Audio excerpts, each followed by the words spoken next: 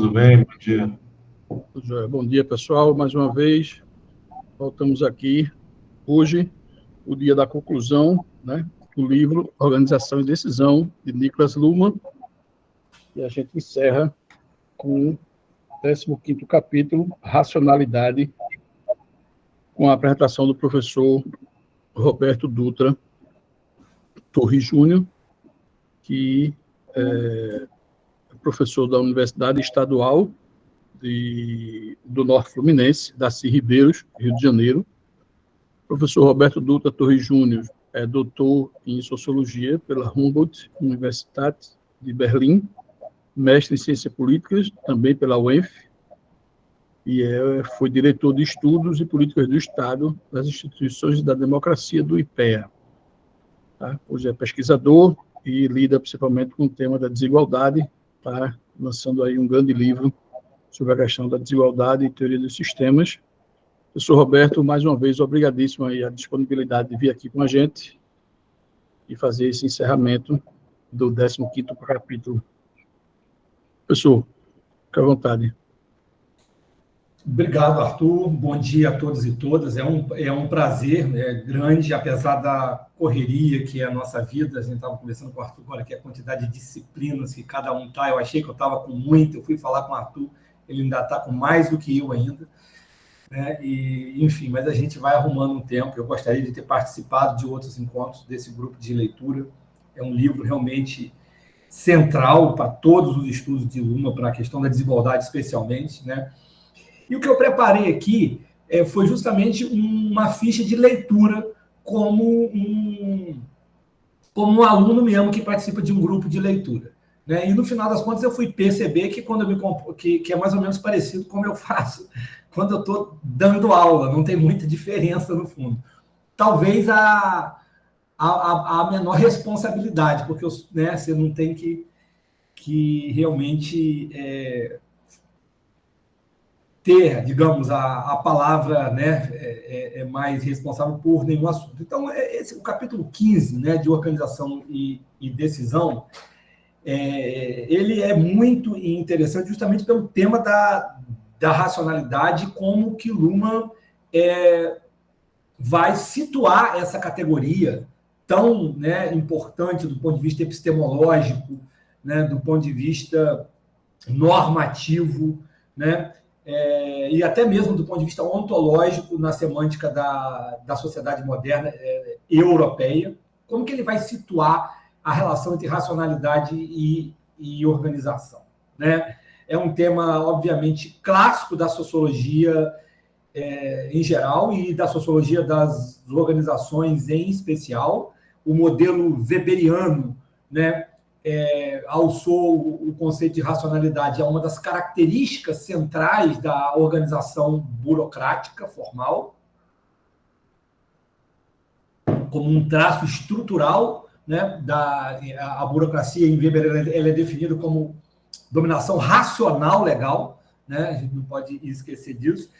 E o debate da sociologia das organizações do Luhmann com Weber acontece o tempo todo. Né? Não só com o Weber, mas com toda a tradição da sociologia das organizações, que também dialoga com o Weber. Esse semestre, eu também estou ministrando um curso de sociologia das organizações aqui na UENF, que inclusive é hoje à tarde. Né? Aí eu chamei os meus alunos para participar hoje pela manhã, e eles falaram comigo que semana passada a gente discutiu o Luhmann, e falou: a gente já está enjoado do Luhmann. Desculpa, mas a gente vai dar um tempo. Né? Então, como é que Luhmann traz esse tema? Né? Eu acho que de início fica claro, depois que a gente lê o capítulo todo, que o tema da racionalidade em Luhmann aparece como uma forma de autodescrição muito importante das organizações modernas. Né?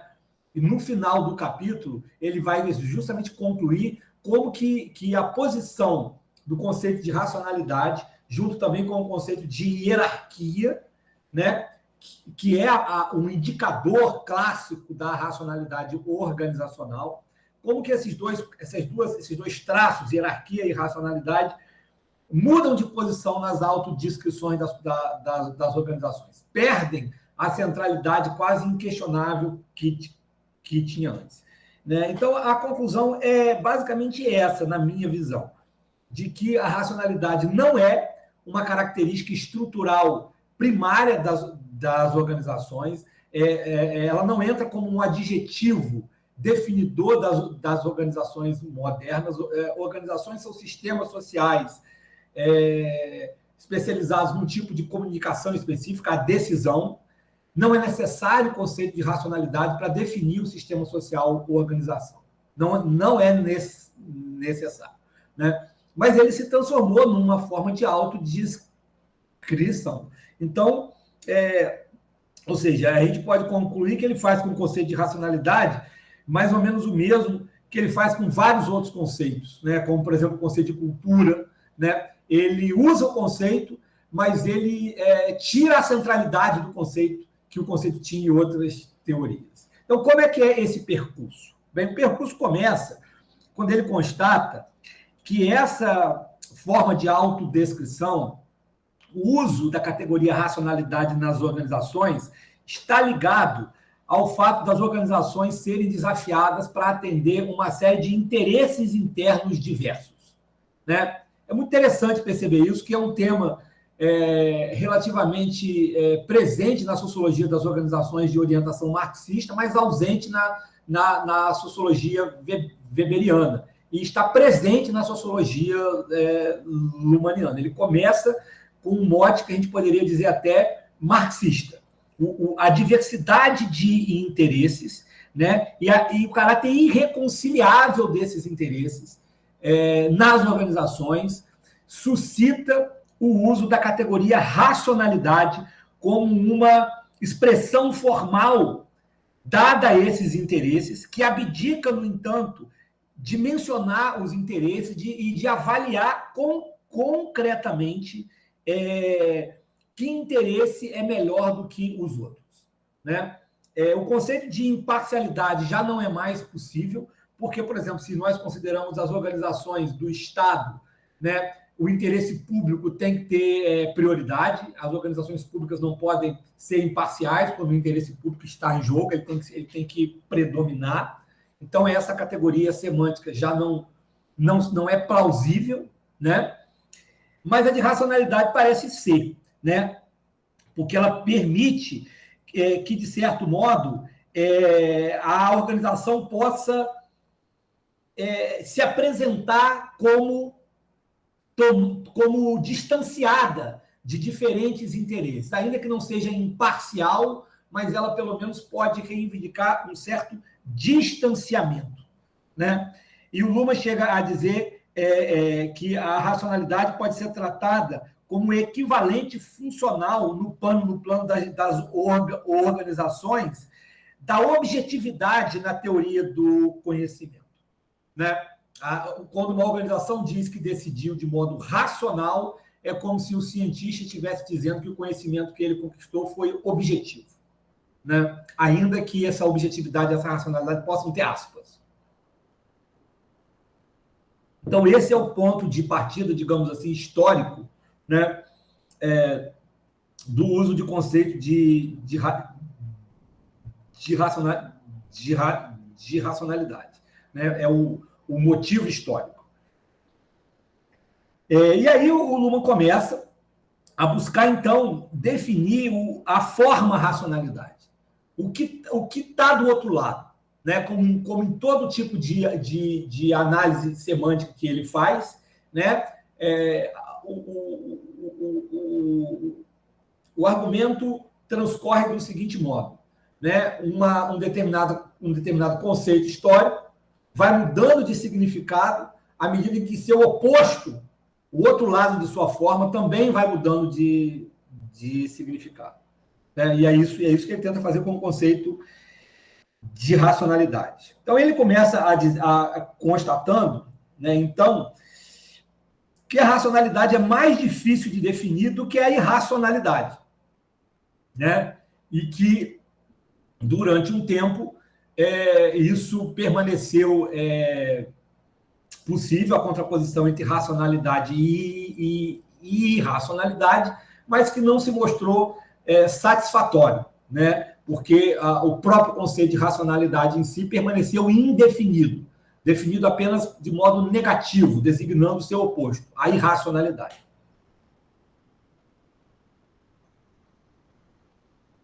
A conclusão dele é que a forma mais estável que a categoria racionalidade assumiu e ainda possui nas organizações, a forma contemporânea, precisaríamos discutir se esse contemporâneo, né, ainda é válido para hoje, né? Eu acredito que sim, né?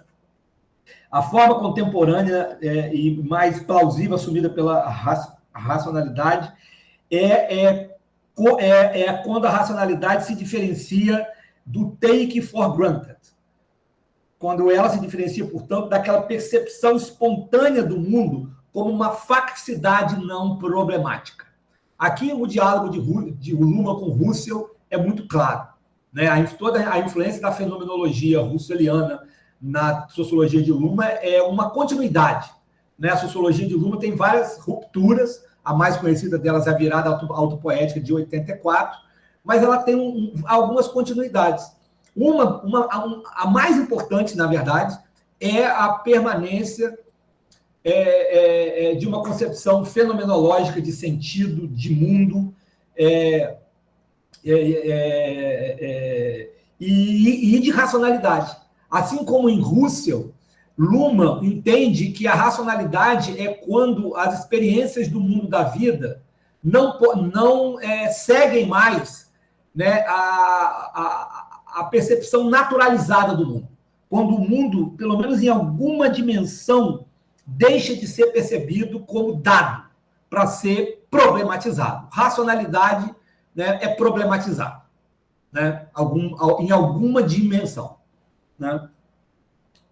No entanto, como ele mesmo nota em seguida, nenhuma problematização consegue abarcar todas as camadas de sentido do mundo. Algumas camadas de sentido do mundo sempre precisam ser pressupostas como dadas, né?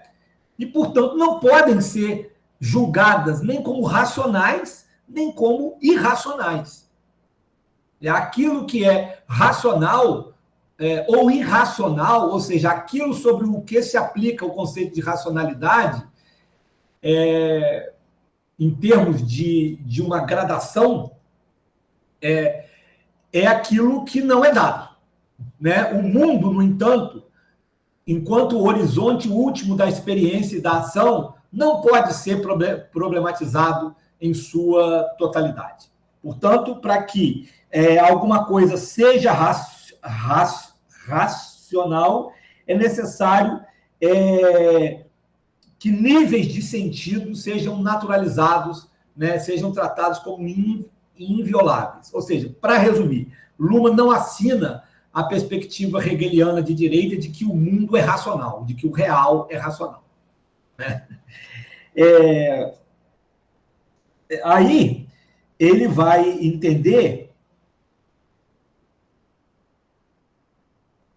como que o sistema, então, vai lidar com essa indeterminação do conceito de racionalidade. Ele vai continuar definindo o conceito de racionalidade, vai designar, então, esse ativismo problematizador de padrões sociais, de estruturas organizacionais, de decisão, mas ele ainda vai ter uma série de problemas, uma série de indeterminações, uma série de questionamentos na teoria social e também na sociologia das organizações. E é interessante notar como que Luhmann, que é muitas vezes acusado, né, ou identifica-se que Luhmann tem um julgamento muito rigoroso sobre os problemas da sociologia como um todo. Ele identifica poucos avanços na teoria sociológica do século XX, né? O discurso dele é que depois dos clássicos, né, Parsons, que fracassou e é necessário começar do zero. Quando ele vai falar da sociologia das organizações, a percepção dele é bem distinta. Ele tem uma avaliação muito positiva sobre a tradição da sociologia das organizações como um todo, né? Eu diria que das sociologias especializadas é aquela realmente que ele mais vê êxitos. E um desses êxitos, na concepção dele, é que a teoria organizacional conseguiu apontar as condições não racionais da racionalidade. E assim permitir a diferenciação entre a autodescrição dos sistemas organizacionais, que apresentam a si mesmo como sistemas racionais, e a descrição científica deles. Então, a sociologia, a teoria organizacional conseguiu promover uma observação de segunda ordem das organizações, colocando o conceito de racionalidade no seu devido lugar, como categoria de autodescrição do sistema e não como categoria primordial da análise científica. Né? Ao apontar as condições não racionais da racionalidade, o conceito de racionalidade deixa de ser, né, o elemento estrutural definidor das organizações, para ser muito mais algo derivado de condições que não tem a ver com a racionalidade. Né? Isso é o primeiro item no qual ele conclui, então, que como categoria de autodescrição, a racionalidade indica apenas que é racional para um sistema apresentar suas estruturas como racionais.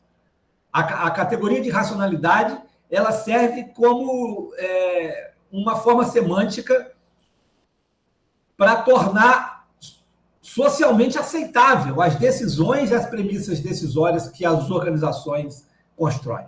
Quando uma decisão jurídica é apresentada como racional, quando uma decisão de uma empresa, até mesmo quando uma decisão, né, de ajuste fiscal, né, do Fernando Haddad é apresentado como racional, isso automaticamente tem a pretensão e o efeito de legitimar essas premissas e as premissas dessa decisão e a decisão em si. É racional apresentar e autodescrever decisões e estruturas decisionais como racionais.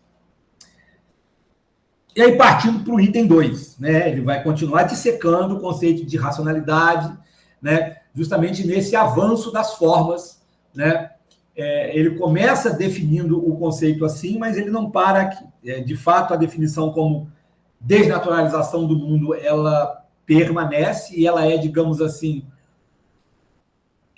presente em todas as outras definições que ele vai apresentar, mas há uma série de outras diferenciações que, ao longo da trajetória semântica do conceito, se fazem importantes, né? Então, é necessário diferenciar as diferenças usadas para definir o conceito e a forma da racionalidade, né? Três diferenças o Luhmann percebe como importantes, né? A primeira é a diferença clássica entre meios e fins, né? A teoria weberiana, na qual ela é proeminente. Quando se usa essa diferença para definir o conceito de racionalidade, a racionalidade assume a forma de uma racionalidade de fins, né? Zweckrationalität do Weber, racionalidade instrumental, né? Quando se usa a diferença, também weberiana, que está presente também em Weber, mas não só em Weber, entre fatos e valores, ou ela está presente, por exemplo, em Alberto Guerreiro Ramos, na Sociologia das Organizações, de uma inspiração weberiana mais crítica. Quando se usa a diferença entre fatos e valores para definir racionalidade, a racionalidade assume o significado de uma racionalidade de valores, a Werkrationalität do Weber, né?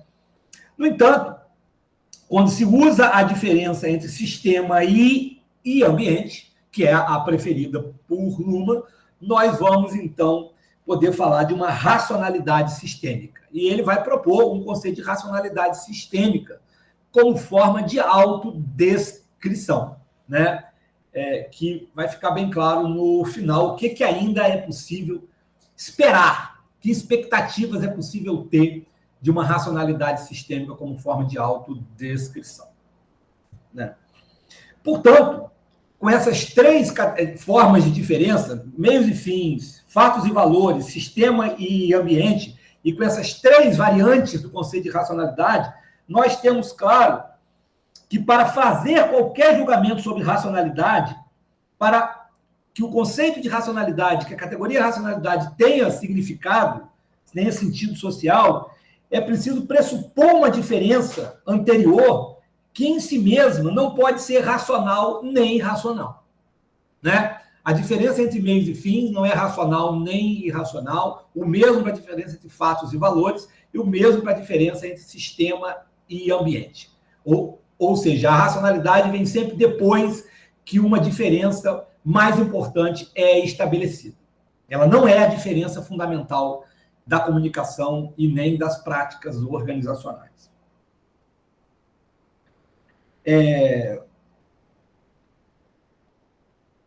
E aí, né, essa é a conclusão que ele chega, se apoiando na teoria organizacional. Eu repito, é muito interessante ver o Luhmann aqui concedendo créditos devidos aos autores com quem ele aprendeu. Né? E ele fez isso justamente seguindo uma trajetória de pesquisa organizacional, onde o conceito de racionalidade vai perdendo, na própria autodescrição das organizações, essa centralidade anterior do final do século XIX e início do século XX. A centralidade do conceito de racionalidade, como fica claro no modelo weberiano, ela tem a ver com a expectativa que as organizações, de uma autodescrição organizacional plenamente adotada por Weber também, mas pelas teorias normativas práticas, sobretudo da gestão e das organizações, a expectativa de que era possível a externalização da insegurança e da desordem. Ou seja, a expectativa, o conceito de racionalidade como traço definidor da organização burocrática clássica, pressupunha que as organizações eram capazes de praticamente externalizar plenamente todos os elementos de caos e de desordem de suas práticas. Como isso seria possível? Isso seria possível justamente com a ideia de que, com duas ideias centrais.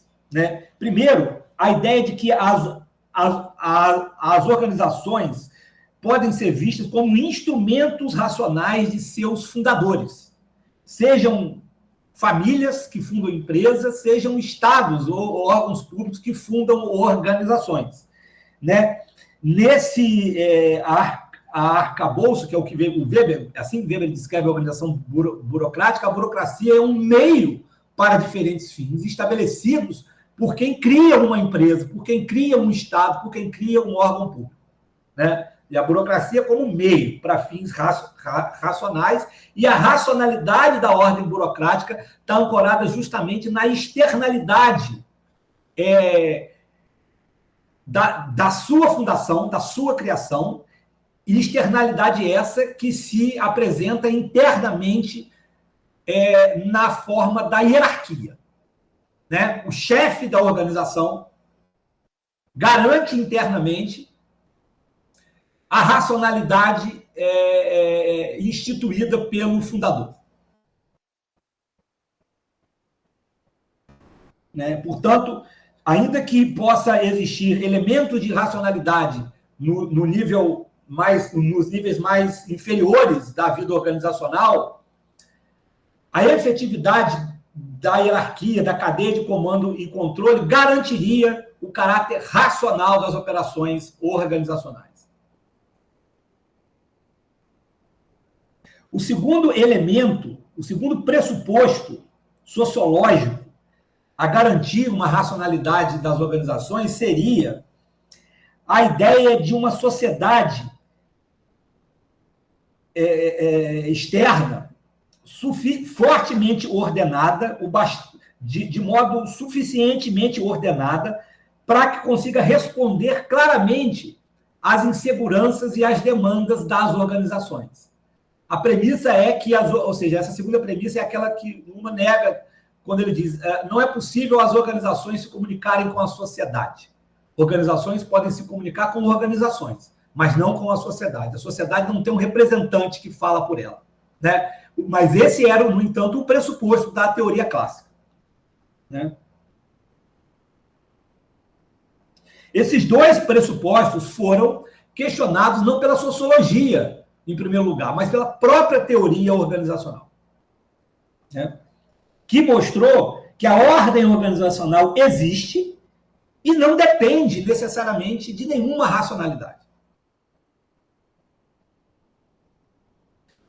E aí Luhmann insiste numa necessidade muito presente em outras teorias organizacionais, como, por exemplo, a do Alberto Guerreiro Ramos, o sociólogo brasileiro que escreveu o livro Por uma Nova Ciência das Organizações, e que bebe de uma teoria dos sistemas não tão sofisticada quanto a de Luhmann, mas ele não conheceu a cibernética de segunda ordem, mas ele conheceu o Herbert Simon e a noção de racionalidade limitada e de absorção de insegurança. E o Luhmann chega à mesma conclusão que ele, sobre a necessidade de diferenciar uma sociologia das organizações de teorias normativas da gestão. Eu dou aula aqui para o curso de administração pública e eu brinco com os meus alunos de aula de sociologia das organizações o seguinte: olha, a minha aula é para vocês esquecerem tudo que vocês aprendem na aula de TGA.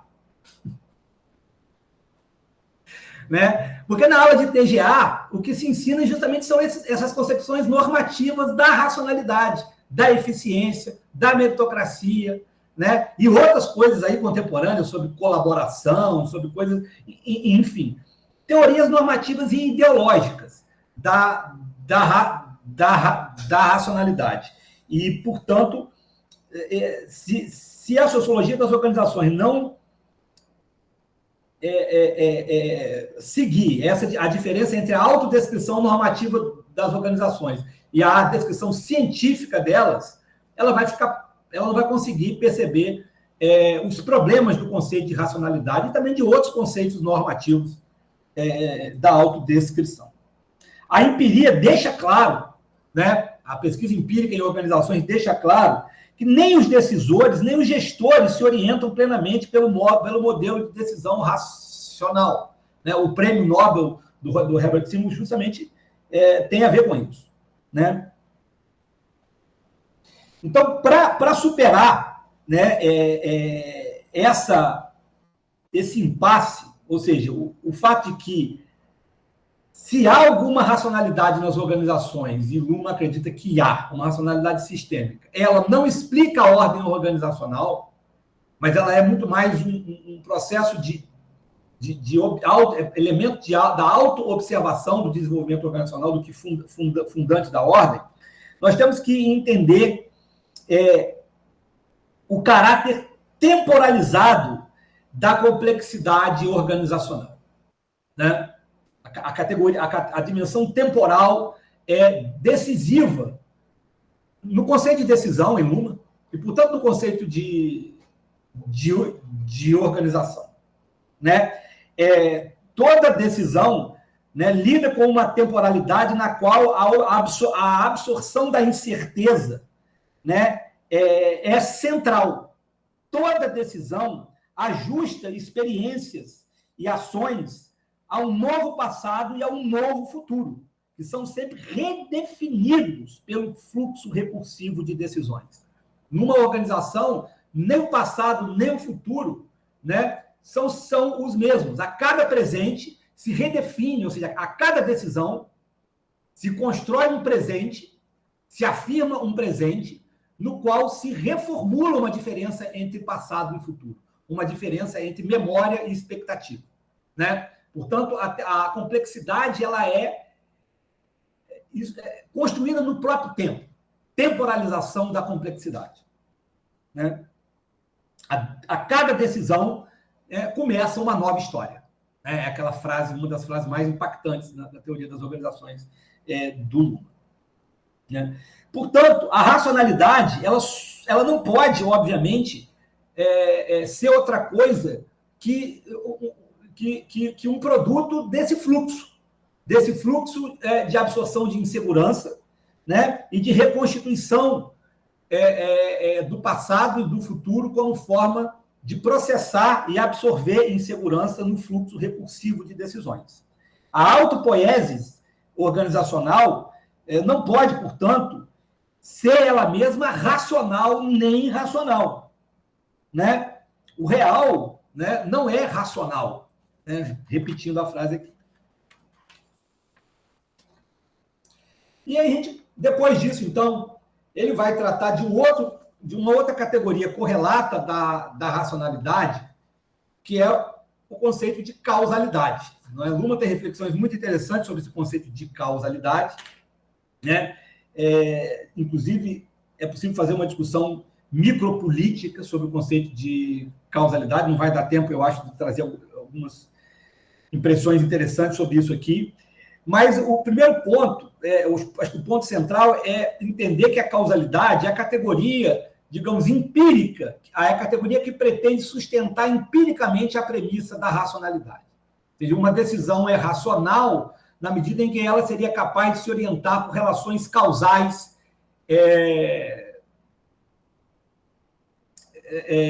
identificadas, né? Ou seja, na medida em que existe uma causalidade e uma decisão se orienta por essa causalidade, ela é racional. Ou seja, se aumentar os juros reduz a inflação, né? E é considerado racional que quando o Banco Central eleva os juros, a inflação diminui. Portanto, decidir aumentar os juros seria uma decisão racional, porque ela pode ser fundamentada nessa causalidade entre elevação de juros e diminuição da inflação. Né? No entanto, como nós sabemos de outros textos, para Luhmann, a causalidade não é uma categoria científica também.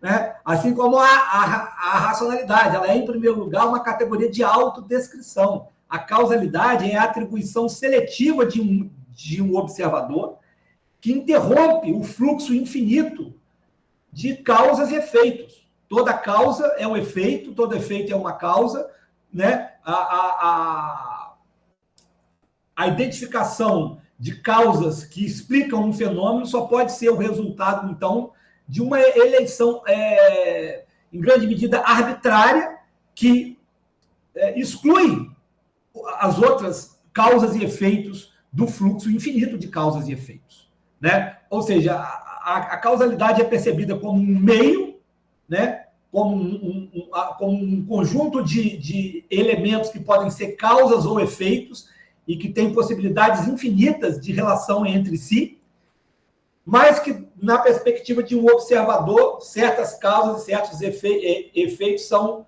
associados uns aos outros. E aí se constrói, então, uma causalidade como uma forma de observação, como uma forma de atribuição de um sistema que observa. Durante o uso do conceito de racionalidade, em termos também científicos, a racionalidade, o conceito de causalidade, desculpem, né, se passou de uma preocupação individualista metodológica de atribuir a causalidade apenas a fins, né, para atribuir a causalidade a estruturas, né, acreditando que estruturas podem ser estruturas organizacionais, como a hierarquia, por exemplo, podem ser tratadas como causa de uma burocracia mais eficiente. Né?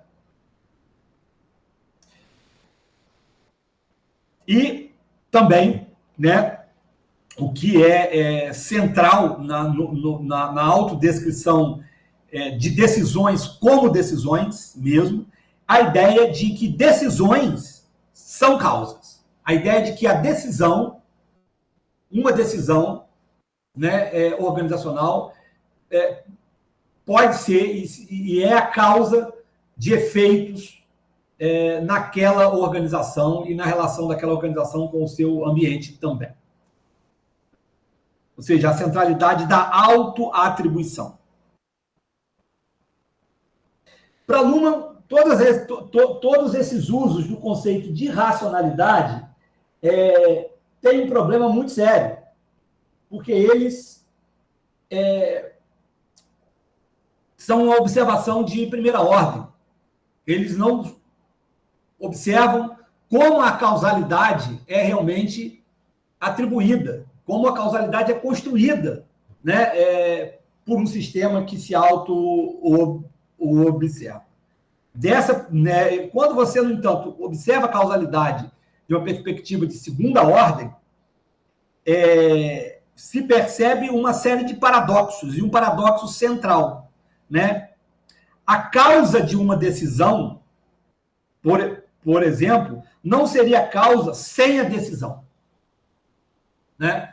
O presidente do Banco Central afirma que ele tomou a decisão de aumentar os juros porque o governo está gastando muito. Então, é necessário, a decisão dele aí não é causa, mas é um efeito de outra coisa, né? É o efeito do aumento de gastos da disciplina fiscal do governo. A perspectiva de segunda ordem vai dizer para o presidente do Banco Central e para o Banco Central como organização, né?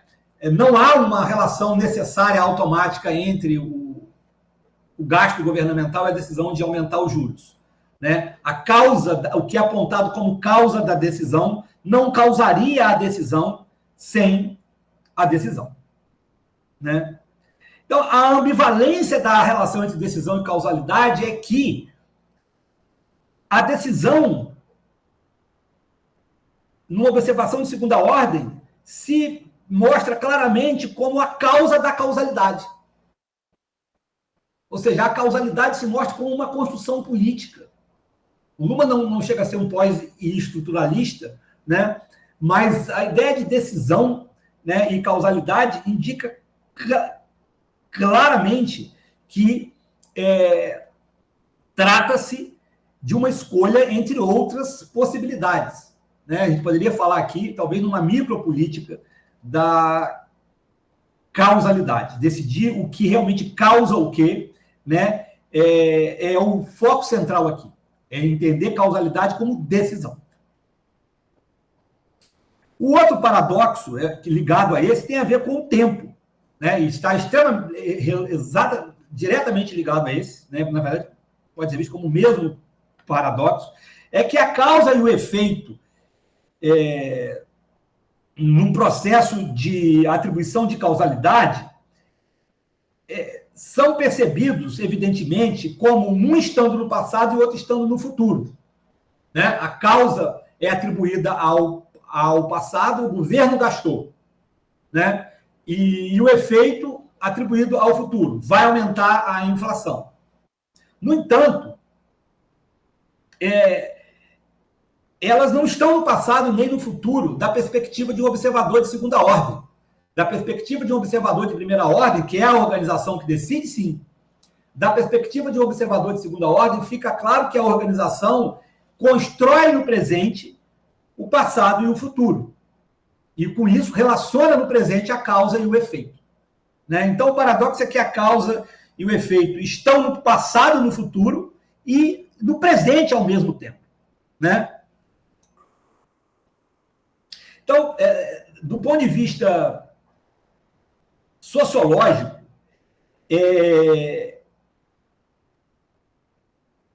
os problemas com o conceito de causalidade indicam os problemas com o conceito de racionalidade, né? Não é possível que uma organização se descreva como o resultado de leis causais que ela encontra no mundo. A organização, sim, como na observação de primeira ordem, ela atribui ao mundo leis causais. Mas a sociologia das organizações não pode se contentar com isso. Da perspectiva da sociologia das organizações, o que acontece, para usar a palavra, acho que uma expressão linda do Luhmann, é que a organização, ao fixar premissas causais relacionadas ao ambiente e ao mundo, ela, no fundo, fica devendo ao mundo um crédito cognitivo. Ela conta com o mundo de que o mundo não vai e que o ambiente não vai frustrar essa expectativa de causalidade. Ou seja, a causalidade é sempre uma atribuição relacionada ao mundo e que, portanto, conta com um enorme nível de intransparência, né? E como correlato empírico do conceito de racionalidade, ela apresenta os mesmos problemas. Do mesmo modo que o mundo não é racional, o mundo também não é um conjunto de mecanismos causais capazes de assegurar a racionalidade organizacional. E a gente passa, então, para o item 4, né? Que é justamente a comunicação da racionalidade. Como que a racionalidade está presente na comunicação organizacional, agora usada mesmo como categoria semântica de autoobservação. Então, eu pediria só um minutinho para eu pegar uma água aqui. Pode ser? Muito quente.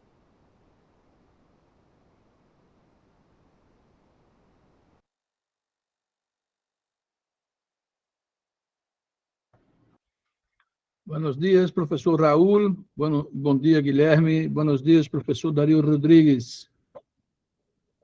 Bom dia a todos vocês, bom dia. Boa tarde, boa tarde, boa tarde. Não, bom dia, bom dia. Bom, aqui no Brasil são 10h20. Sim, bom dia, ainda bom dia.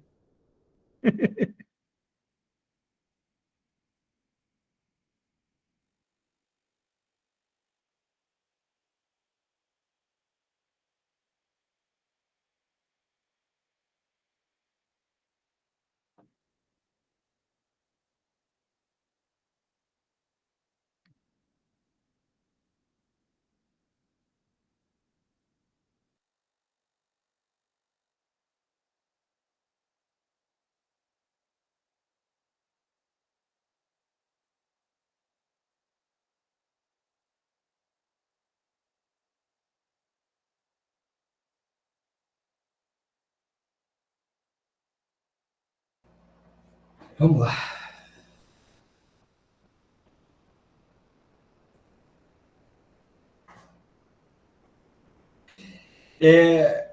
Nessa comunicação da racionalidade, ela aparece de modo contraditório, né, paradoxal e associada à ideia bastante difundida e muito hoje até de criatividade, de inovação, né? Portanto, a comunicação dessa relação entre causalidade e inovação, causalidade e criatividade, ela é paradoxal porque ela esconde o fato de que a organização não pode operar de modo plenamente racional e também que a inovação, que a criatividade acontece, né, bastante e que não tem necessariamente efeitos positivos. Ela pode ter também efeitos nocivos sobre a própria operatividade organizacional, né? E aí, portanto, um sistema encontra o seu ponto cego, né? Ele não pode realmente ver aquilo que ele não vê. O sistema se torna invisível em sua operação, né? E com isso postula que ele mesmo o sistema não é responsável por construir aquela realidade que ele observa como mundo exterior, né? Ele não vê que ele constrói, né, a sua própria perspectiva, a sua própria relação com o ambiente, o seu próprio mundo sistêmico, né? Ele ontologiza o seu ambiente e o seu mundo. É central isso aqui, do meu ponto de vista, nessa releitura que eu fiz do capítulo.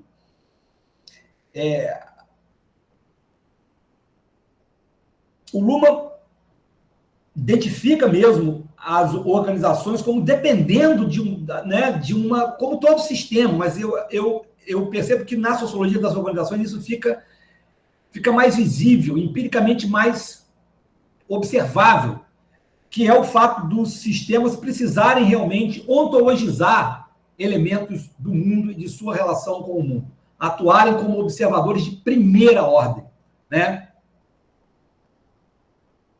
Ainda que possam assumir perspectivas de segunda ordem, né, em alguma dimensão. Então, o grande problema da racionalidade sistêmica, que é o conceito que Luhmann vai adotar, que é o tipo de racionalidade que vai servir para alguma coisa ainda na teoria organizacional, o conceito de racionalidade sistêmica se define pelo fato dele lidar com um problema fundamental, a diferença entre autorreferência e heterorreferência. Zero de referência, um frame de referência. Ou seja, a racionalidade sistêmica é o modo como um sistema consegue lidar com o paradoxo de que a heterorreferência também é autorreferência. Como o sistema consegue desviar o olhar do fato de que a heterorreferência, o ambiente, a causalidade que ele atribui ao mundo, é, na verdade, uma construção do próprio sistema.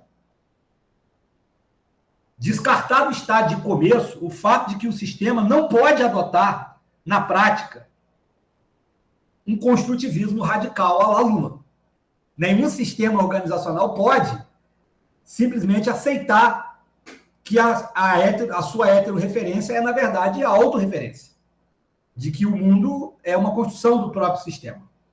O sistema tem que confiar no nível inviolável de heterorreferência.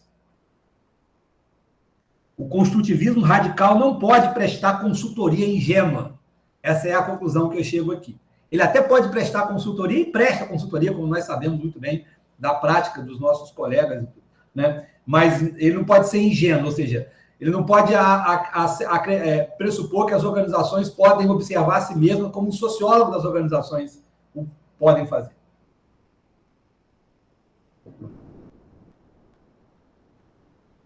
Nenhum sistema pode se construir criticamente em todas as suas camadas de realidade de sentido, né? No entanto, embora o conceito de racionalidade tenha sofrido com frustrações, sobretudo a expectativa, né, de controle causal do mundo, isso não nos precisa levar a uma resignação completa com a ideia de racionalidade sistêmica. Haveria um caminho. Qual é esse caminho? Esse caminho começa pela ruptura com a ideia de que uma coisa que deu certo uma vez vai dar certo sempre, com um certo absolutismo das premissas decisórias, com um certo absolutismo da racionalidade em relação a certas premissas. Uma certa idolatria, né, de institucional, né, que não questiona estruturas que já deram certo, que já foram consideradas racionais, como se uma vez racional, sempre racional. Então, a aposta, o primeiro passo é se jogar na contingência na medida do possível, né? Ou seja, o sistema realmente flexibilizar o modo como ele observa as suas estruturas para lidar de um modo mais inteligente, que é o que ele vai substituir no final pelo conceito de racionalidade. A racionalidade possível é o sistema lidar de um modo inteligente, né, com a relação entre memória do passado e oscilação do futuro. A racionalidade aqui é justamente o modo como se observa a complexidade temporalizada no sistema. Cada nova decisão redescreve as decisões anteriores, recria, portanto, o passado, e com isso também recria o futuro como margem para a própria contingência do sistema e para a própria capacidade de decisão do sistema. Ou seja, a racionalidade sistêmica é o que permite à organização lidar de um modo inteligente, de um modo responsivo ao ambiente, né, com essa situação instável e inflexível, marcada pela inexistência de um passado fixo e de um futuro fixo. O conceito de racionalidade anterior, né, de primeira ordem, ele pressupunha um passado fixo e um futuro fixo. e a relação dele de racionalidade, a relação do conceito de racionalidade com o conceito de causalidade deixa isso muito claro, né? O passado causal, o futuro causado, né?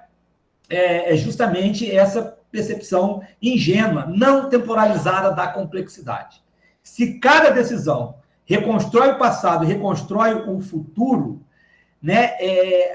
O conceito de racionalidade tem a ver justamente com essa reconstrução precária. E isso significa a necessidade de romper plenamente com a relação entre racionalidade e previsão. Não significa, como o Luhmann sempre deixou claro nos textos dele sobre planejamento, abandonar a ideia de planejamento, a ideia de previsão. Mas entender que a função da previsão e do planejamento é justamente preparar o sistema para a frustração, né? E não confiar de que o que está escrito vai realmente se realizar. Aí nós passamos para o último tópico 5, não, para o penúltimo, que é justamente a relação entre racionalidade sistêmica organizacional, né, com a sociedade, que não possui uma racionalidade. A sociedade como um todo não tem uma racionalidade que possa ser, digamos assim, aliada da racionalidade organizacional.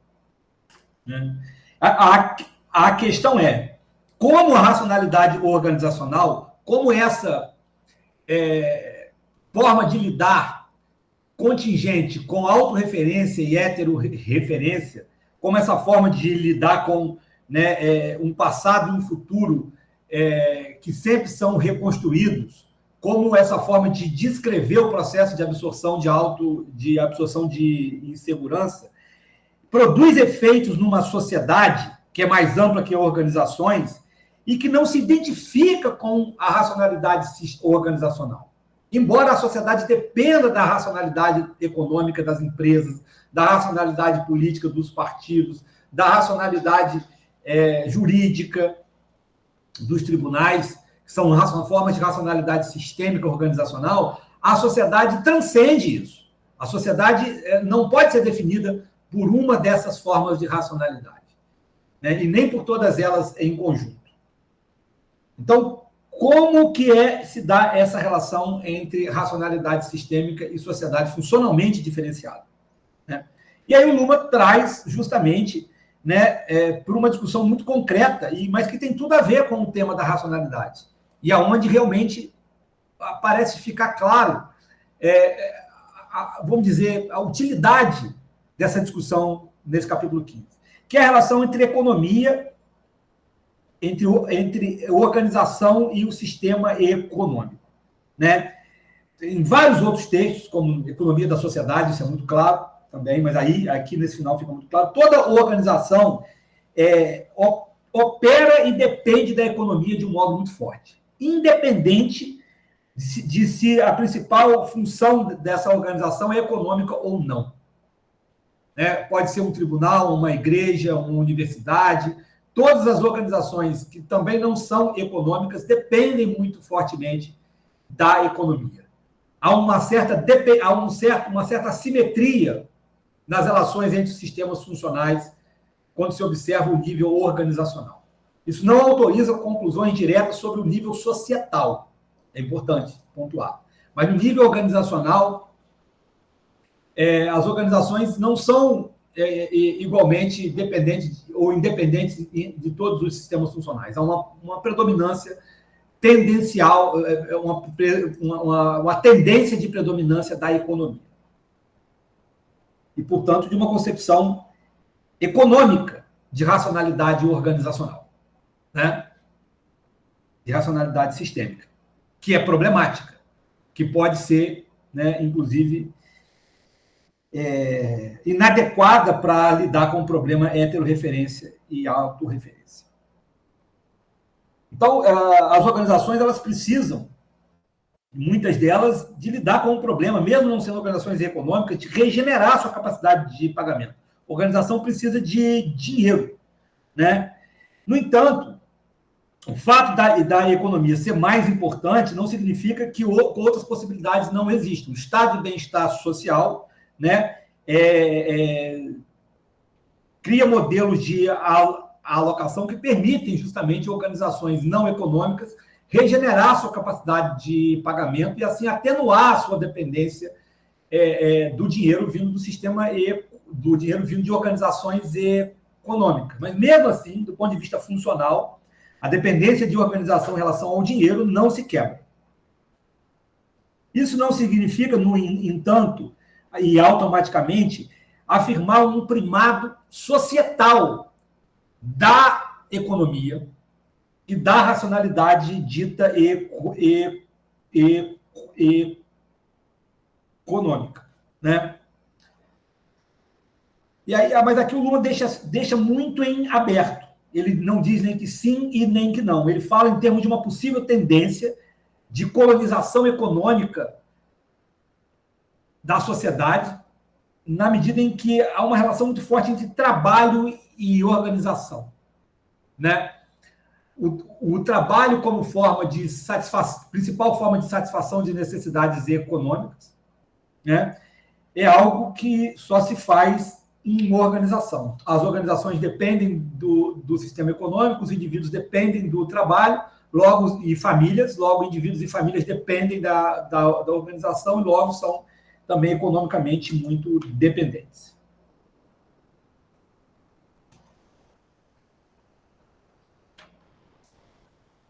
E aí Luhmann começa a identificar que o predomínio da racionalidade econômica ou da percepção de que a lógica econômica é a melhor forma de racionalidade sistêmica, né? Há uma ideia muito criticada por Guerreiro Ramos, ou seja, a ideia de que toda organização, no fundo, tem que operar com os programas de uma empresa, né? Ela deixa uma série de problemas não resolvidos da sociedade que são, na verdade, incapazes de encontrar solução se as organizações adotam como racionalidade sistêmica, ou seja, como forma de autodescrição da relação entre autorreferência e heterorreferência, um critério econômico, eficiência, né, produtividade, enfim, todos os critérios econômicos de racionalidade. Esta colonização econômica das organizações, poderíamos dizer, ela deixa uma série de problemas societais em aberto, sem solução. Problemas que ele trata de um deles aqui, muito interessante, o problema da identidade, né?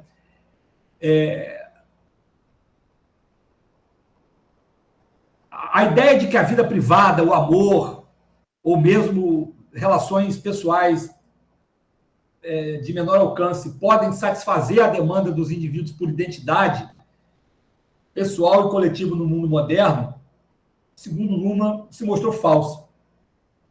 E ele entende a ascensão de organizações religiosas, de organizações fundamentalistas até, mas também não fundamentalistas, até mesmo de organizações políticas, né, como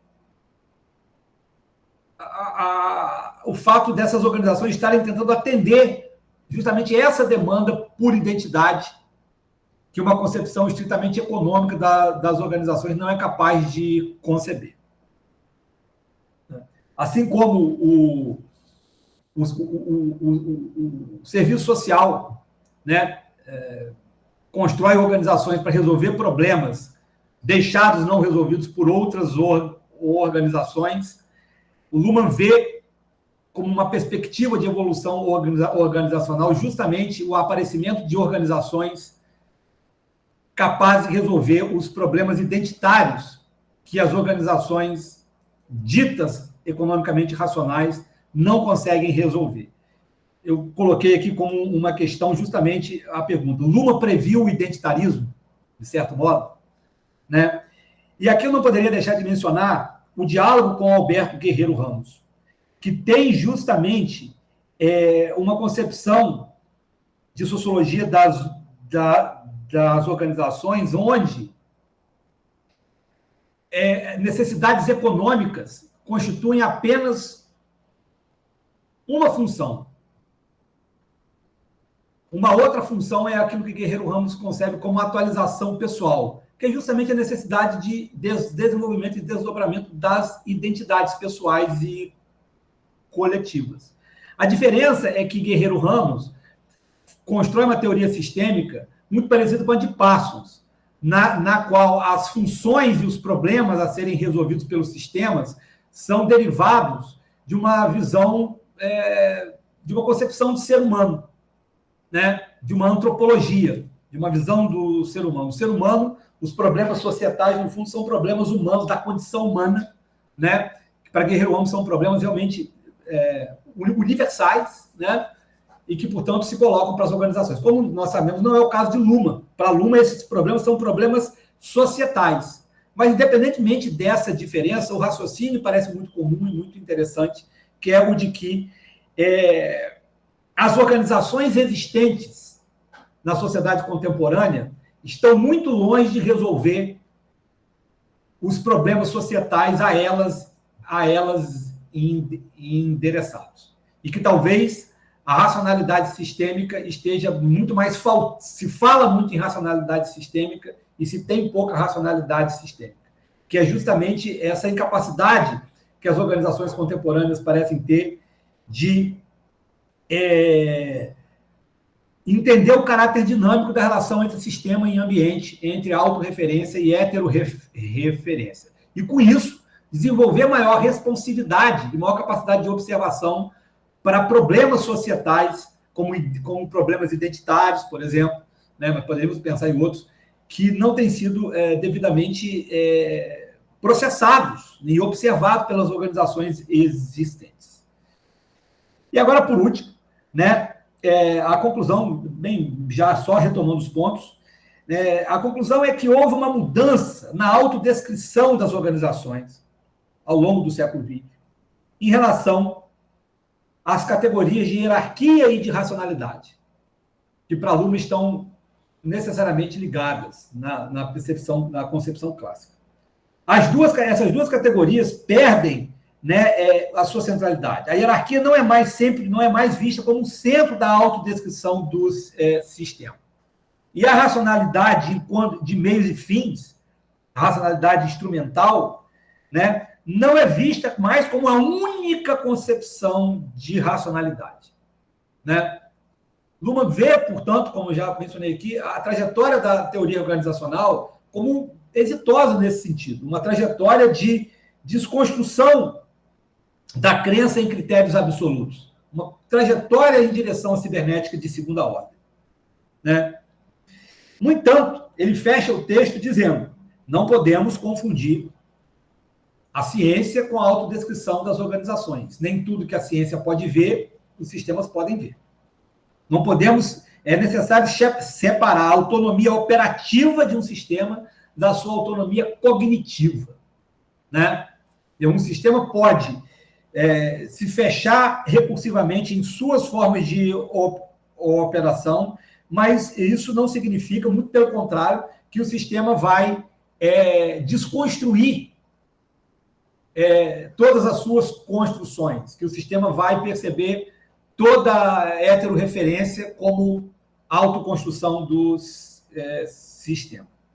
O construtivismo radical, como já falei, não pode ser adotado nas práticas comunicativas cotidianas das organizações, né? No entanto, há um lugar para a observação de segunda ordem, né, que o Luhmann identifica na prática, e eu diria que hoje, certamente, ele ia ficar muito contente de ver o avanço disso, né? O papel, por exemplo, da observação de segunda ordem, da cibernética de segunda ordem, na terapia familiar e na própria consultoria organizacional, né?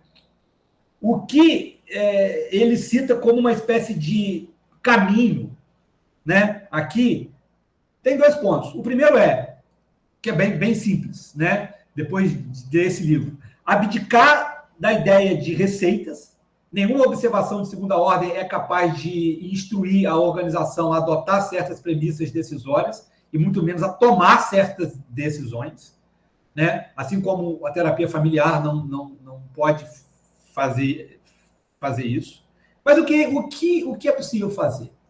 O que é possível ganhar em termos práticos com a cibernética de segunda ordem na organização? O que é possível ganhar é o fato de que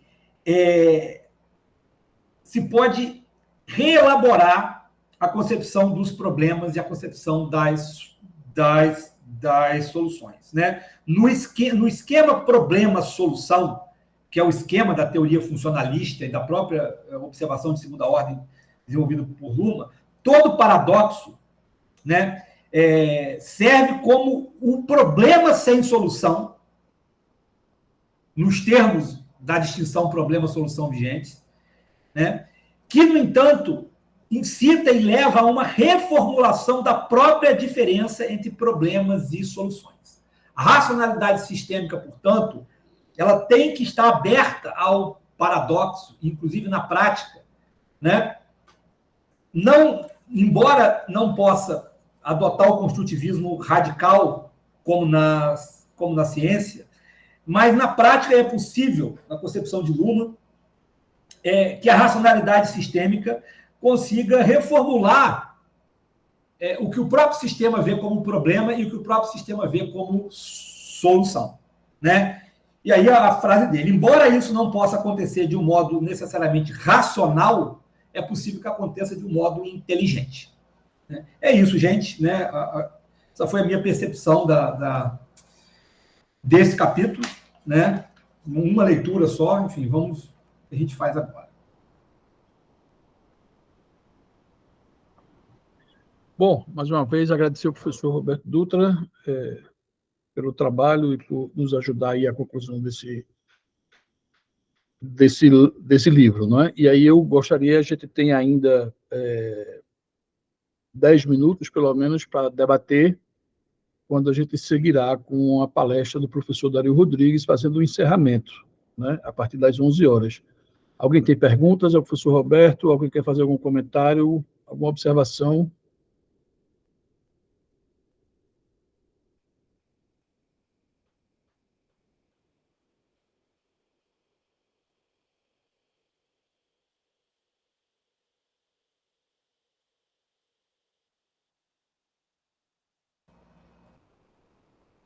Nada? Bom, eu acho, assim, só para provocar um pouquinho, a ideia, professor Roberto, que você traz aí o Guerreiro Ramos, né, que, bom, você tem essa discussão aí constante, mas me parece pouco trabalhado, né? E aí eu acho interessante você colocar uma literatura também de sociologia das organizações, né, e trazer ela para comparar com Luhmann. Mas se você pudesse explorar mais isso aí, assim, o que é que você vê no Guerreiro, né, já que você falou também aqui que ele tem o problema, talvez de depositar mais racionalidade, né? Ele seria mais parsoniano, ainda que sistêmico, mas mais parsoniano, né? Aí seria se você pudesse aí ver esse vínculo dele, né? De onde é que você provoca essa discussão do lado parsoniano dele em relação a Luhmann. Se você puder aí dar mais dicas, lhe agradeceria. Vocês têm mais alguma outra pergunta? Alguém mais? Podia fazer um bloco, né, de perguntas ou de observações. Bom dia. Eu destaco as distinções gerais sobre conceitos das formas de racionalidade. Aí gostaria que ele explicasse mais essas distinções entre meio e fins, fatos e valores, sistemas e meio ambiente. Mas essas distinções é importante para as organizações? Elas são importantes para as organizações? Então, esse é o meu questionamento. Alguém mais, pessoal? A gente já passa a palavra para o professor Roberto. Bom, Dutra. vai seguindo aí. Se tiver mais perguntas, a gente faz mais uma rodada e dá 5 minutos de intervalo e o professor Dario faz a parte dele. Por favor. O Guerreiro Ramos, Arthur, ele tem um livro chamado A Nova Ciência das Organizações, onde ele, na verdade, ele propõe usar 2 conceitos de racionalidade, o de racionalidade instrumental e de racionalidade substantiva. Ele faz uma leitura, eu poderia dizer, usando Weber contra Weber, né? Propondo que as organizações modernas são mais variadas e não podem ser entendidas apenas pelo conceito de racionalidade instrumental, meios e fins, mas também pelo conceito de racionalidade de valores. Das 3 distinções ali que eu mencionei, que o Luhmann menciona, ele propõe usar 2, e com isso relaciona o que ele chama de variedade das organizações a uma sociedade multicêntrica, né? Essa sociedade multicêntrica teria o mercado, teria a política, teriam relações que eles chamam de fenonomia, são relações de atualização pessoal em pequenos sistemas, como sistemas artísticos, né? E relações de afeto em sistemas de intimidade. A proximidade com Parsons, né, é justamente que ele define esses sistemas a partir de necessidades humanas antropológicas, que então encontrariam expressão numa sociedade diferenciada em sistemas. Não seria a diferenciação dos sistemas, ele tem um modelo de diferenciação dos sistemas, não seria o resultado da própria evolução sociocultural, mas um resultado de uma correlação entre o social, né, e o humano, como o social, de certo modo, seria ou deveria ser, né, uma espécie de derivação do humano. Mas, no entanto, apesar disso, né, na sociologia das organizações, estritamente falando, em relação ao conceito de racionalidade instrumental, as críticas deles são muito parecidas com a do Luhmann, né, dada o uso das categorias do Herbert Simon de absorção de insegurança e do diálogo dele com a teoria geral dos sistemas também, né? O que falta a ele, claro, é a virada autopoética e o funcionalismo equivalencial, né? Mas, mesmo assim, vale a pena o diálogo. Eu nunca não vi ainda isso ser feito. Não sei se fora do Brasil o Guerreiro Ramos é conhecido, né, em relação a isso, mas ele, inclusive, é um livro que ele lançou nos Estados Unidos, que chegou no Brasil há pouco tempo. Ele teve essa fase dele lá. Em relação à pergunta sobre o conceito de racionalidade,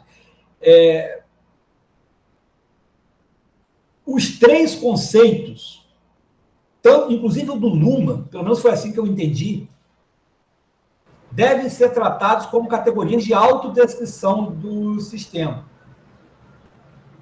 né? E para Luhmann, os 3 conceitos, de certo modo, permanecem sendo usados, né? Racionalidade de fins, racionalidade de valores e racionalidade sistêmica. Mas ele vê uma superioridade no conceito de racionalidade sistêmica, né?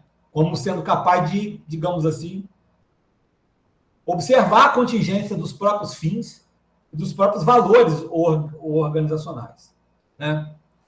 Ele não coloca o conceito dele de racionalidade sistêmica, ele coloca o conceito de racionalidade sistêmica como um conceito científico, contraposto à racionalidade enquanto categoria de autodescrição.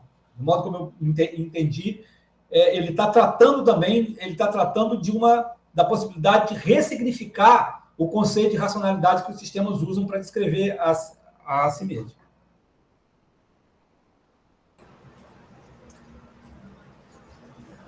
Professor, bom dia. Eu posso fazer uma colocação? Claro. Quando o senhor estava falando sobre a questão dessa ressignificação do conceito de racionalidade, o senhor falou de 2 pressupostos, e um deles foi que as organizações são instrumentos racionais de seus fundadores. E aí, eu, tentando trazer para a prática essa frase, eu pensei o seguinte, que quando há modificação de gestores nas organizações, via de regra, as organizações elas mantêm a sua estrutura, mas, assim, a depender do gestor, uma organização se torna mais burocrática, aí outra se torna mais livre, né? Pensando no governo, um governo de direita, um governo de esquerda, né? Um gestor de um tribunal que muda, aí o tribunal passa a ter ações mais voltadas para a sociedade, ações mais burocráticas. Esse meu raciocínio estaria correto para entender essa frase? Organizações são instrumentos racionais de seus fundadores? Eu acho que o seu raciocínio está correto como uma forma de mostrar a incorreção dessa frase enquanto sociologia. Porque as organizações, de fato, não são instrumentos racionais de seus fundadores. Né? E essa era uma visão de primeira ordem que o Luhmann critica e desconstrói. Aliás, o Luhmann não, a teoria das organizações da qual o Luhmann bebeu. E a sua descrição, né, é uma descrição do cenário que o Luhmann apresenta para discutir o conceito de racionalidade, ou seja, um cenário de diversidade de interesses nas organizações. Né? Os stakeholders, né? Agora são muitos e nunca você pode realmente imaginar um ponto de racionalidade que garanta consenso. Né? Aí é o tema do consenso, a racionalidade enquanto consenso mesmo. Né? Ele aí dá umas espetadinhas do Habermas também de vez em quando. Né? Então, as organizações não possuem consenso sobre os interesses racionais a serem perseguidos. Há uma multiplicidade de interesses. Né? Então, a mudança de gestores altera a configuração de interesses, né? Mas dificilmente altera no sentido de permitir uma racionalidade homogênea. Né? Essa racionalidade homogênea, na verdade, não existe. Ela é uma forma como o sistema se apresenta. Para fora, toda a organização é muito mais homogênea do que para dentro. Todo mundo sabe. Né? Tá bom, obrigada, professor. De nada. Bom, pessoal, encerrando aqui a nossa parte, professor Dutra, mais uma vez, muitíssimo obrigado. Vou por pouco, a gente tem aí 3 minutinhos de espera para a gente começar a apresentação do professor Dario. Pode ser? Professor Dutra, mais uma vez, obrigadíssimo. Quer fazer uma palavra aí de encerramento? Não, eu queria agradecer o convite. É sempre muito bom encontrar o Arthur, todo mundo aqui. Eu vou continuar para assistir o professor Dario aqui, claro. Não vou sair, não.